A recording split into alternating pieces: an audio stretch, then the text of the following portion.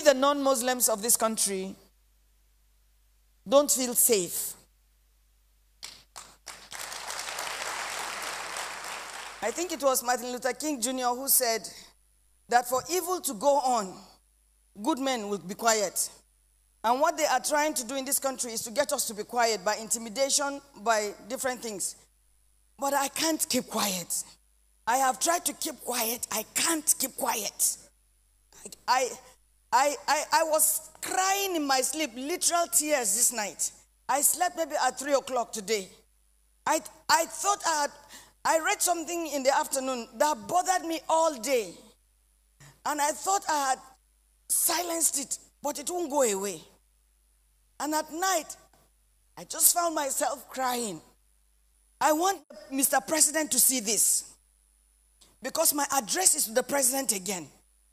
My address is to Mr. President. That number one, Nigeria is not an Islamic country. Nigeria is not an Islamic country. Nigeria is a secular state. Nigeria is a secular state. Nigeria is a secular state. It's not an Islamic country. Nigeria has never been and will not be. It will not be in the name of Jesus Christ. There are Muslims in Nigeria. There are Christians in Nigeria. There are Buddhist animists in Nigeria. Nigeria belongs to all of us. And not one religion will be highlighted or preferred or lifted up above the others. And I know we live in a nation of impunity where leaders do what they want because they know we will not say anything. They know we will take it. And so they will keep doing it. But as long as some of us are here, as long as God allows us to be alive, because it is God who keeps, we will keep speaking. I am still disturbed at the silence of Mr. President over this mayhem, over this evil that has overtaken our country. I am disturbed. I can't hold my peace. What is this? That a people can go to a community and wreak havoc. Or as we are sitting here in church, in this AC, feeling good, praising Jesus and all, there are some people being kidnapped in the bush right now. There are some people being raped by fulani, herdsmen, and by bandits or whatever you call them. Whoever it is that has invaded our country is the sole responsibility of Mr. President to control that. Now, I don't care what anybody says, because I know that there are people who will argue and say it's not the president's fault or anything.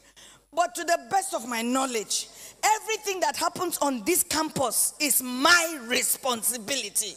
Everything that happens in this family worship center grounds, in this church, in this ministry, is my responsibility. If it is good, I give it to the people. If it is bad, I carry it. It's my responsibility. Everything that happens in this nation is Mr. President. What surprised me, sir, is you have not said anything. You don't say anything. The only time you speak is when iPod does something. But when the other ones do things, we don't hear anything.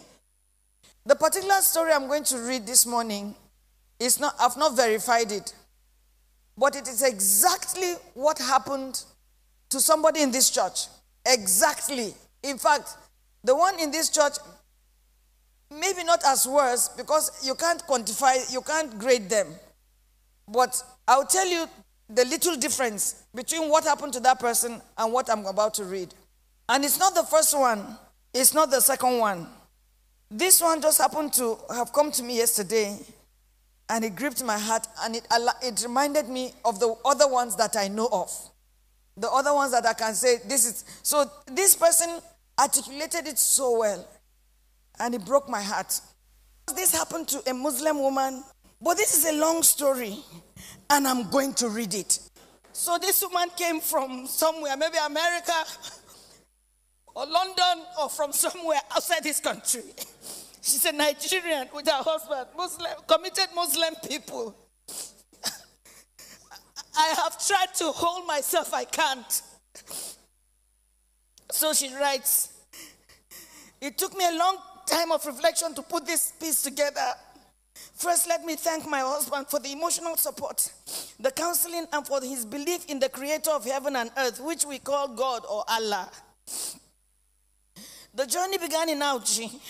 We traveled to Akure on Monday, stayed with my husband's relations in the outskirts of this ancient town. In the evening on Monday, we visited the palace for dinner. My husband being a close friend to the son of the king. On Tuesday, we left for Ibadan via Akure Ilesha Road. Our plan was, after attending the wedding in Auchi, we would travel with my husband to Lagos, stay for a few weeks before returning abroad, where I had lived with my husband and children for more than a decade. We were in the car of a close family friend, an accountant who gave his time and energy for our comfort. We were 5 in the car, myself, my husband, and our daughter. A lady who is my husband's niece, who had joined us in Akure with the hope of traveling with us to Lagos. The driver, accountant, maintained a normal speed. He drove professionally. That gave me a lot of comfort, and I felt I could find some time to sleep a bit. My daughter was next to me. She was just 9 years old. She was coming to Nigeria with me for the second time. Shortly after Ijare Junction, the driver felt the wagon's tires rupture and decided to park the car with the hope of changing the tires. It was like a film. In a jiffy, motley crowd of armed men in military uniform came out of the bush. They fired at the boot of the car. Ahead of us, 5 of them came out of the bush. Another 2 came from the rear. My daughter screamed, "Mommy, Daddy, what's going on?" There was no time to say a word. They marched us through into the bush, firing into the sky. They hit me on my chest, hit my daughter on her head. Blood oozed. At this time, it was better to kill me. I shouted at one of the armed men. His response was hell. He went straight for my private part, tore my dress with his gun. The others ripped my dresses. I was left with my undies. My husband and my daughter started crying. 2 of them dug their teeth into my breasts. While attending a secondary school in Adamawa, I had lived with some Fulani, so I understood a few Fulani words. I started pleading, at least for my daughter. To my shock, at gunpoint, they removed the dress of my little girl. One of them carried her on his head as my baby struggled, shouting, "Daddy, Mommy, what's going on? Help me." I could not help myself. We marched for 9 hours. I was half naked. My daughter was totally naked. Her tears was like a stream of blood on her cheeks. Our phones had been seized. We ended up in an ungoverned region in the thick of the forest. We met a well-organized group. There were some kidnapped victims. I saw 2 women, 2 ladies and 3 men. There were some people with their legs chained to trees. They were as if half dead. We were separated. I was separated from my husband. My daughter was taken away. I only heard her screaming intermittently. I did not know what they were doing to her. These men, now about 2 dozen, had a full kitchen. They had a huge camp and a traditional medical team. How can they say they don't know where these people are? How can they say that? But the camps appeared isolated from each other. We heard noises afar, indicating it might be nuclear settlements of camps. Right in my presence, I saw them pack the remains of a woman. They took her and buried her a few meters away from us. She had tribal marks. I cannot describe the agony of 6 days in captivity in this little piece. I cannot talk about how they asked my husband to choose between myself being raped or his daughter being raped. My husband broke down in uncontrollable tears. One of them hit him saying, "Yoruba bastard, you dey cry, idiot." They now gave him an option that he should be raped by one homosexual among them. My husband, a devout Muslim.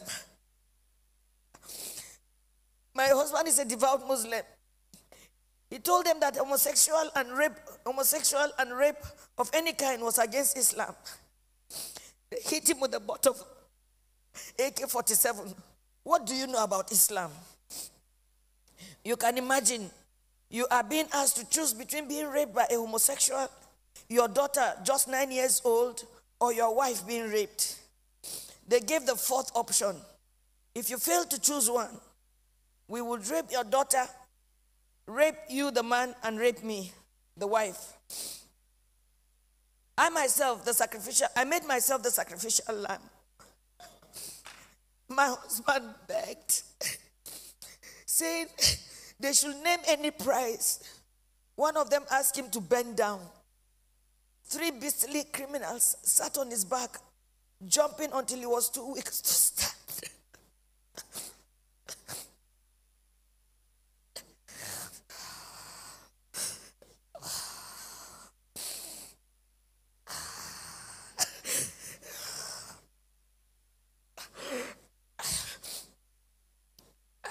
I was not allowed to put on any additional clothes. Imagine they rape you all night and they stop you from putting on any clothes for 24 hours. The rain fell once. I became a relic at a sexual museum for the armed men who in turn addressed me and asked questions about my financial standing. New Fulani men joined the camp. They organized military training for the new Fulani men that came, teaching them how to shoot and walk through circles of glowing fire. They were not released until after 6 days. We were not released until after 6 days. We had to walk the same zigzag journey back to the main road, our eyes blindfolded. During the negotiation to pay, they said the money was not for them alone, that they had to settle those who sent them. For me, I see a thriving organized crime supported by powerful political interests. Now, I do not think we were released to freedom after paying a whopping 8 million naira. I do not think we can ever be free. We can never be free from the anguish, the psychological trauma, the nightmares we suffered, the occasional fits of my daughter, her waking up at night behaving strangely, her asking the same question over and over, Mommy, why? And I do not have an answer. In my life, I have never passed through a torture chamber like this. I do not think any society should let this happen. I do not know the fate of those we met and about 7 other people brought during the 6 days we were in captivity.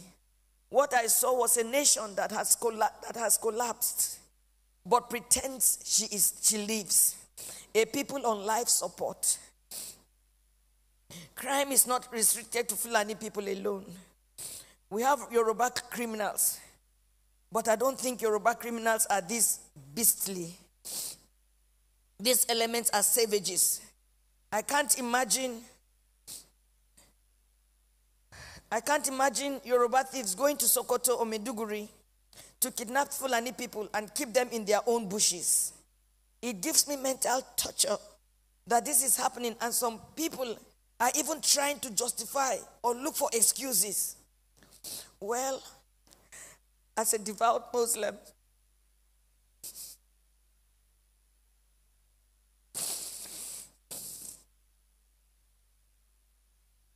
myself and my family have taken solace in Allah. Not the Nigerian police, not the army, not the government. We have taken our faith the way it came. This is supposed to be faith. I thank God that we successfully returned to where we live, thousands of miles from Nigeria. We thank God that we have made a vow. Never shall me any of my children or husband in our lifetime visit Nigeria again. Our remains, anytime we die, will also not be buried in Nigeria. It was a suggestion my daughter made, which we all adopted. I pity the country. I pity her people who continuously walk like the living dead. I pity those who parade themselves as leaders because they know nothing about what is going on and the abyss the country is sunk already. I pity Yoruba people. Oh, I pity you. I pity my people. For me, the issue is not about President Buhari. Democracy can produce anything, even the worst in the society. What I worry about is the conspiracy of silence by the people themselves, the ignorance, the treachery, and the illusion that one day things will get better through another election. Since I was born in Nigeria, each year had led from bad to worse and on and on.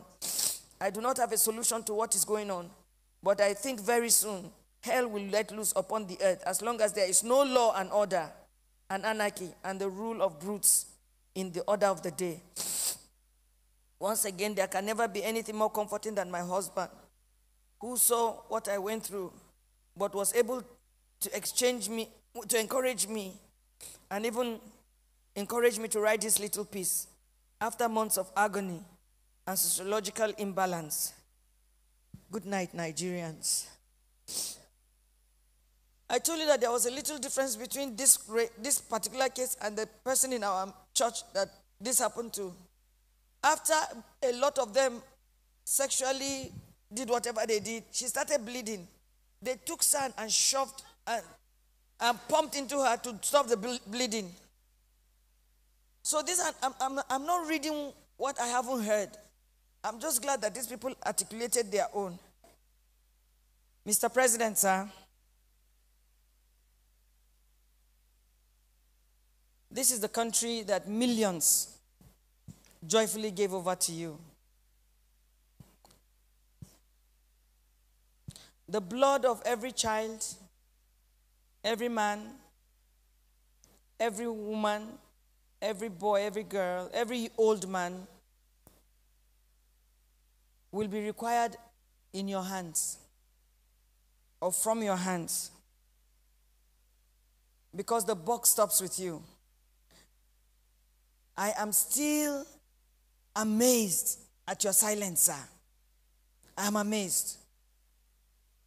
I'm amazed at how iPod can quickly be stopped. And this goes on, and I have never heard your voice saying this is wrong, let it stop. Sir, kada ka ci amanar mutane. Allah ba azalumin kowa bane. Abinda kowa ya shuka shi ma zai girba.